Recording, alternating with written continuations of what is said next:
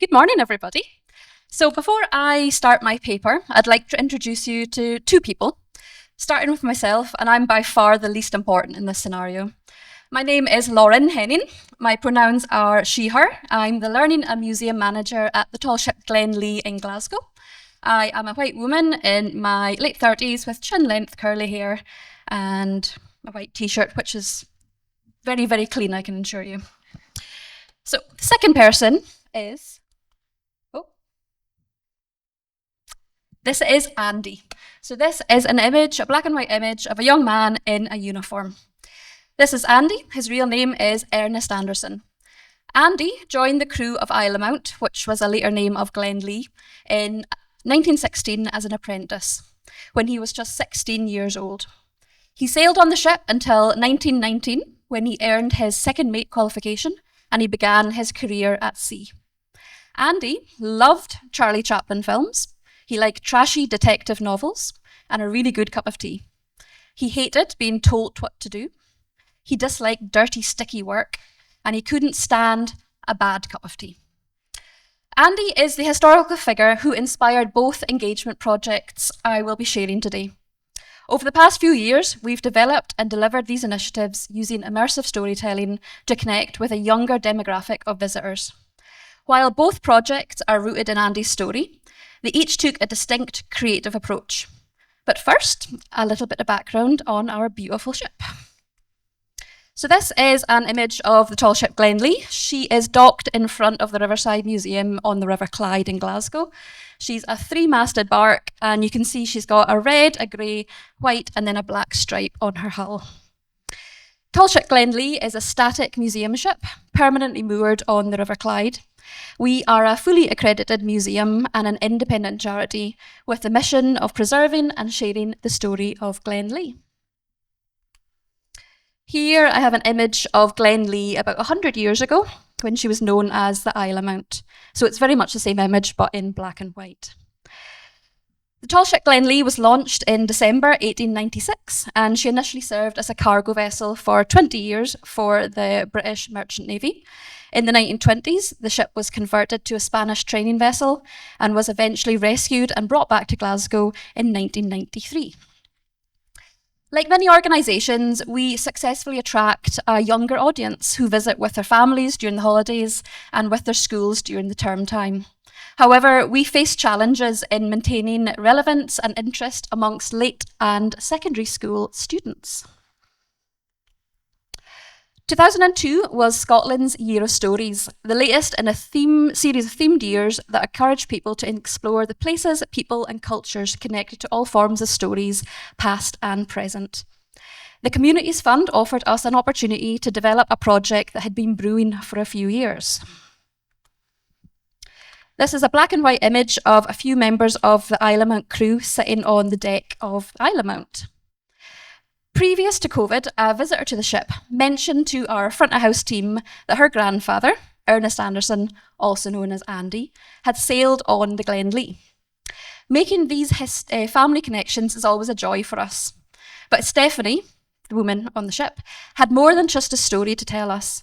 She brought with her a collection of Andy's letters written to his family when he was on the ship, along with his original logbook. So Andy's story is quite a fascinating one for us. At just 15 years old, he signed his indenture in Liverpool, formally committing to a 4-year apprenticeship aboard the ship, which at the time was known as Isle of Mount. This is a scan of the first page of Andy's logbook, and if you look carefully, you can see that the front page shows that it was a school jotter, which really shows how young he was when it started. So this logbook chronicles a voyage from Sydney to Cape Town, spanning August to November 1918.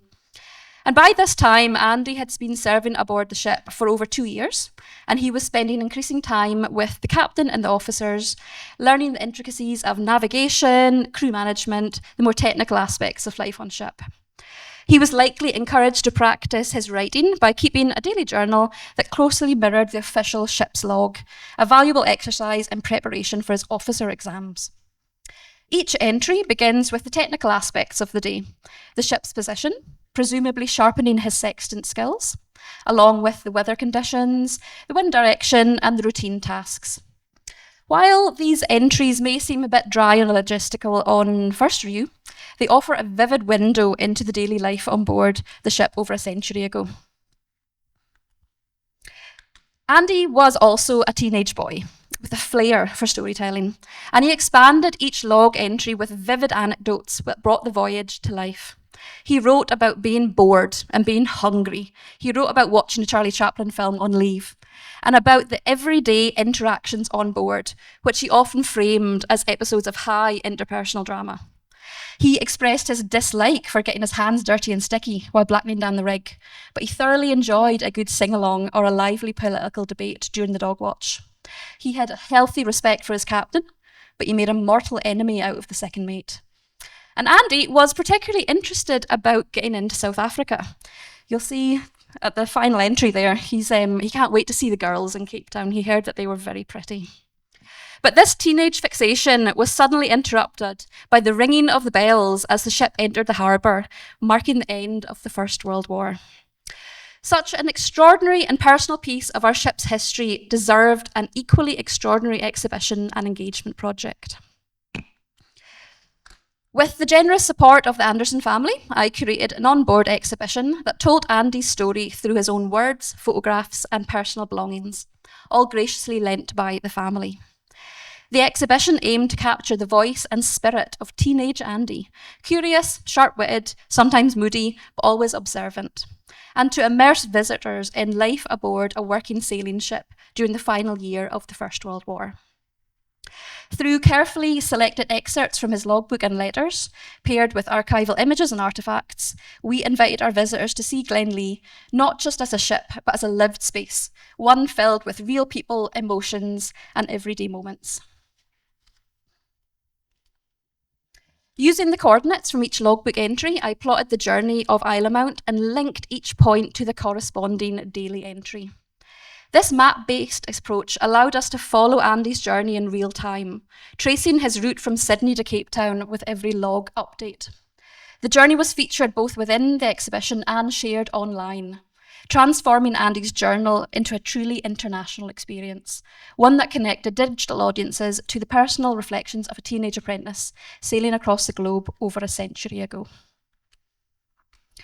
I'm now showing an image of a young woman standing on our cargo hatch.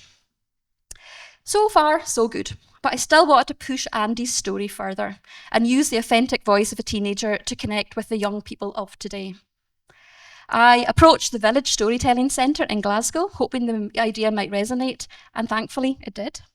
Helen Mills, the executive director, suggested rather than simply commissioning a professional storyteller, we mirror Andy's journey by creating a learning opportunity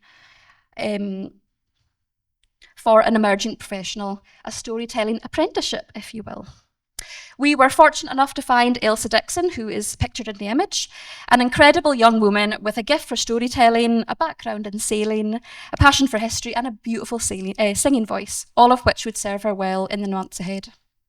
I introduced Ailsa to Stephanie, Andy's granddaughter, who was just as warm and encouraging with Ailsa as she had been with me. And this personal connection reassured Ailsa and gave her the confidence and creative freedom to tell her own version of Andy's story without the pressure of getting every detail correct. And the next step was to identify and reach the right audience. We targeted schools with pupils in the upper stages of primary and the early years of secondary, aiming to spark curiosity and connection with learners at a formative stage in their own journeys. I'm now showing a picture of the new footbridge which crosses the Clyde just by the tall ship and the Riverside Museum.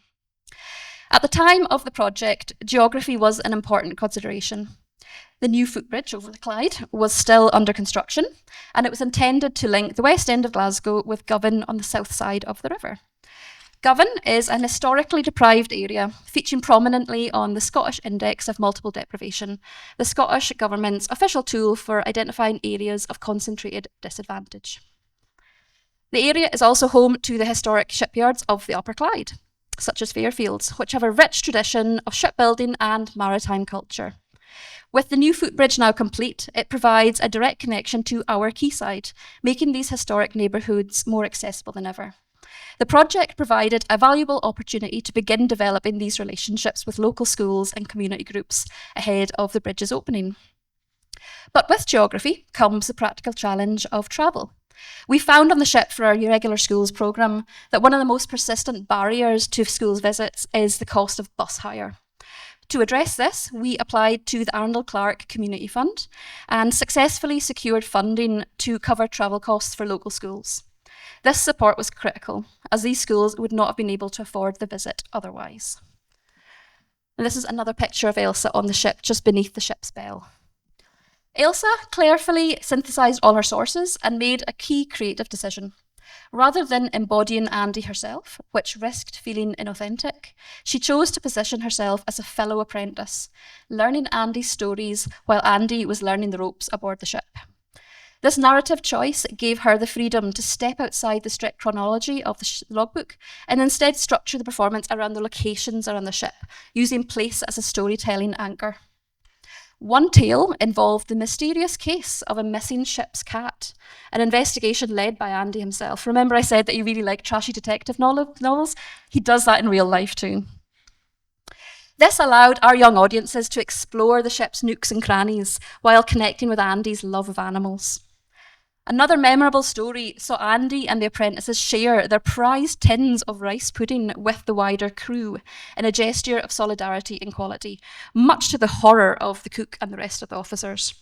This act of generosity resulted in the apprentices losing their special treats for the rest of the voyage.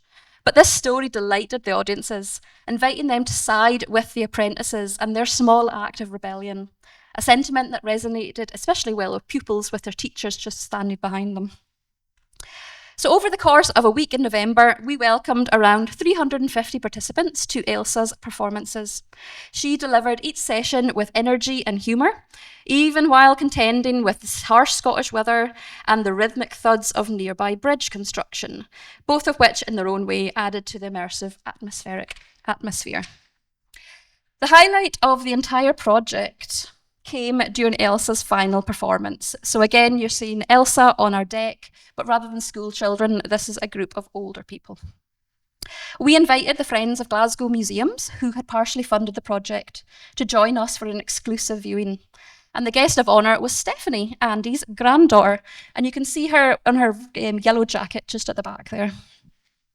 During this special event, Elsa sang the Rio Grande, the very song that Andy and his apprentices sang as they sailed out of Sydney Harbour on the first day of their voyage, 1918. Throughout all the previous performances, Elsa sang alone, but for this last occasion, the Friends of Glasgow Museums gradually joined in singing. And I looked over to Stephanie and I could see the profound emotion on her face as she heard the same song that her granddad sang on our ship over 100 years ago. And I'm not saying that I also started crying, but I'm sure you wouldn't blame me if I had. So this is a picture of Stephanie next to the panel of her granddad, Andy. So this moment, to me, encapsulated the essence of the entire project. For Stephanie, it was a poignant connection with a granddad she only vaguely remembered from her childhood. Through both the song and the ship had changed over 104 years, their essential structures remained the same. But for those without such a personal connection, the experience of inhabiting the space featured in the story resonated on a deeply human level. While the ship is now moored in Glasgow, rather than navigating the wild oceans between Sydney and Cape Town, the physical experience aboard felt authentic. Below deck, one could easily imagine the ship being anywhere in the world, losing track of time and place. For younger audiences, the similarity in age to Andy only highlighted the contrast in their life experiences, but also suggested the universal themes of growing up and finding yourself in the world. The Celts have a concept known as thin places, where the boundaries between the physical and the spiritual worlds are more fluid. And I believe Elsa's storytelling served as a conduit for her audiences, bridging these thin spaces and inviting them to connect with the past in a meaningful and special way. Projects like these remind us of the power of museums, not just to preserve the past, but to animate it, to breathe life into names and dates, transforming them into voices, memories, and emotions. By anchoring Andy's story in place and sharing it through the voice of another young apprentice, we offered our visitors, especially our really young ones, a powerful sense of continuity, empathy, and imagination. And in doing so, we honoured both the history of the Glenlee and the living legacy of those who once called her home. Here I have a picture of a young woman and a young man on our poop deck steering the wheel. Given the richness of the source material, it only felt natural to embark on a second project centred around Andy and his story. With funding from the Art Fund's Student Opportunities Fund, we hired 2 final-year archaeology students from the University of Glasgow, Grace and Joe. They took over our existing social media platforms and launched a highly successful TikTok account that blended trend-driven content with educational storytelling. They visited museums and partner organisations and actively engaged with schools and community groups to gather fresh perspectives and creative ideas. The turning point for this project came during a secondary school careers fair. While brainstorming ideas with students, somebody mentioned that running a Dungeons and Dragons campaign on the ship could be exciting. Within moments, Grace and Joe were surrounded by enthusiastic members of the school's D&D club, eagerly asking, when will the campaign start? The energy in the room was electric, and it quickly became clear that this could be a powerful and memorable way to engage young people. For those of you who may be unfamiliar with Dungeons and Dragons, it's a tabletop role-playing game where players create characters and embark on collaborative adventures led by a dungeon master. The story unfolds through conversation, improvisation, and dice rolls, resulting in an interactive storytelling experience that blends the feel of a bedtime story, a fantasy film, and a group improv class. Due to legal constraints, we couldn't use the D&D name. Instead, we came up with a new game, Seamonsters and Storms, a tabletop role-playing game on the tall ship Glenlee, which is a bit of a mouthful, but you get the idea. This sold-out series events invited players to navigate the ship's then 126-year history, encountering real historic figures and events, along with mythological sea creatures and even the Italian mafia. At the heart of the campaign was Andy, reimagined as a time-travelling apprentice, thrust 110 years into the future, trying to find his way back home. Through this imaginative lens, players connected with history in a way that was adventurous, personal, and full of unexpected twists. And the game was conceived as an experiment, a way to test how much autonomy players could exercise over historical events. By placing them in an accurate historical setting and providing appropriate context, the goal was to deepen their understanding of historical motivations and enhance the retention of key events through active participation. Playing on the ship itself created a thin space, allowing players to experience both the past and the present simultaneously. Unlike most tabletop games, participants moved through the whole ship, physically inhabiting different historical scenarios, from a modern museum to a sunken wreck, a naval training vessel, or even a mafia smuggling operation. We never were, but imagination, it's a good thing. While some historical liberties were taken, the core experience allowed players, ranging in ages from 7 to 57, to engage with over a century of history in just 3 hours. We also had the rare opportunity to run events after dark, when the ship was closed to the public. And these late-night sessions gave players the freedom to explore uninterrupted, heightening their immersion and creative engagement. The quiet and solitude allowed us to carefully craft the atmosphere, whether conjuring the eerie silence of an abandoned 1990s vessel or the noise and bustle of a 1912 cargo ship. One participant commented that the experience was so immersive they could picture the unfolding story as if they were there. While role-playing games like Dungeons and Dragons have been increasingly embraced by museums and heritage organisations as tools for engagement, our approach offered something unique. Many institutions hold RPG games as after-hour events in gallery spaces, where the stories told often diverge significantly from the museum's core content. In contrast, Seamonsters and Storms was rooted entirely in the real history of the tall ship Glenlee. Critically, the setting for the players was the setting for the story. And this direct overlap between narrative and physical environment created a level of immersion that's difficult to replicate in a traditional museum context. Players weren't just imagining themselves aboard a historical vessel, they were on it. They were climbing the same ladders, ducking through the same hatches, and navigating the same decks that the real sailors, like Andy, had traversed over a century ago. This spatial authenticity deepened the sense of connection to the story, transforming a game into a shared, embodied experience of history. So, in conclusion, the engagement projects developed upon the crawler ship Glenlee have demonstrated the transformative potential of immersive storytelling in a heritage setting. By blending traditional narratives with creative, participatory experiences, from exhibitions and live storytelling to role-playing games and digital content, we've not only preserved Andy's story, but brought it to life in ways that resonate upon the generations. These initiatives have shown that when history is made accessible, personal, and dynamic, it can foster deep emotional connections, spark curiosity, and nurture a lasting appreciation for our shared heritage. Whether through the voice of a young storyteller or the choices made by a player navigating historical dilemmas, these projects underscore the power of place-based storytelling to make the past feel vividly present. So I'd like to thank you on this voyage through our recent projects upon the tall ship Glenlee.